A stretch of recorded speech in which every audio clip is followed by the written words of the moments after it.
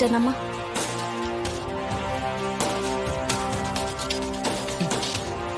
CP,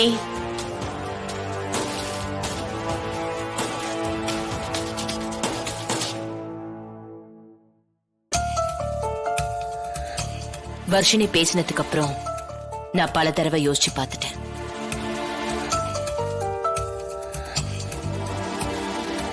நான் யோசிச்சு ஒரு முடிவு எடுத்திருக்கேன். இந்த முடிவு சில பேருக்கு இது காயப்படுத்தலாம், கஷ்டப்படுத்தலாம். ஆனா நம்ம இதை ஏத்துக்கிட்டு தான் ஆகணும்.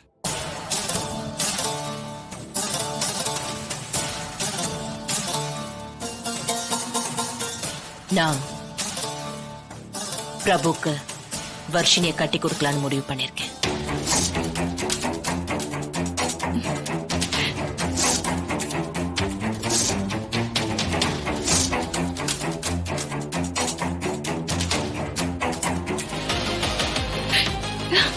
ஜனம்மா, தேங்க்ஸ் ஜனம்மா.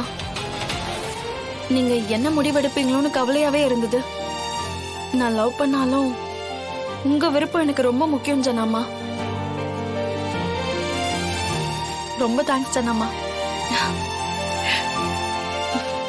அத்தை, என்னால இது ஒத்துக்க முடியாது. எப்படி அத்தை? இத்தனை வருஷமா மனசுக்குள்ள என் அண்ணன் புள்ளதான் மருமகன்னு நாங்களா நினைச்சு ஆசைப்பட்டுட்டு இருக்கோம்.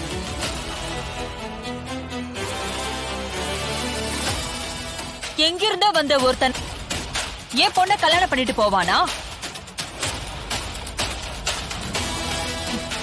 தமிழ்,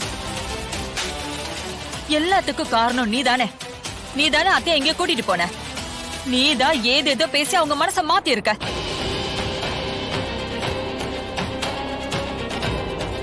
சேது உனக்கு என்ன கெடுதல் பண்ணா?